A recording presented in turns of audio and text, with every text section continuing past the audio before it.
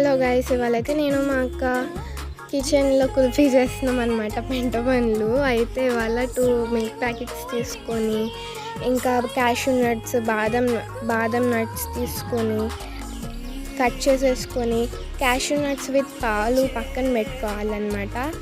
ఇలాచీ powder తయారు చేయాలి. ఇలాచీ powder mix చేసేసి ఫస్ట్, తర్వాత క్యాషూ నట్స్ది చేయాలి. తర్వాత ఒక్కొక్కసారి వేసుకోవాలన్నమాట. మా అక్క చూడండి, షుగర్ లేకపోయినా షుగర్ వేస్తున్నట్టు అలా సరదాగా గడిపేసాం చెమటలు పట్టిన కిచెన్లో అయితే. ఇంకా ఇప్పుడు తను ఇలాచీ పౌడర్ వేస్తుంది. ఇలా కలుపుతానే ఉండాలి, కింద హైలో పెట్టుకొని మాడకుండా. ఇంకా లాస్ట్లో అయితే బాదం క్యాషూ నట్స్ వేసేసుకోవాలి.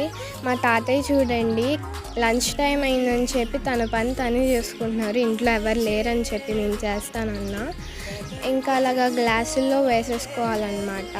వేసేసుకొని స్టిక్ పెడుతుంటే నిలవట్లేదని చెప్పి తీసేసి మళ్ళీ ఫ్రిడ్జ్లో పెట్టేసాము అలాగా. ఇంకా లంచ్ టైం అయింది కాబట్టి వీళ్ళు కూడా వేసుకుంటున్నారు వాళ్ళ పని. ఇంకా మా అన్నయ్య గోలు పెడితే లేసి మేము అందరం తినేస్తున్నాం అన్నమాట.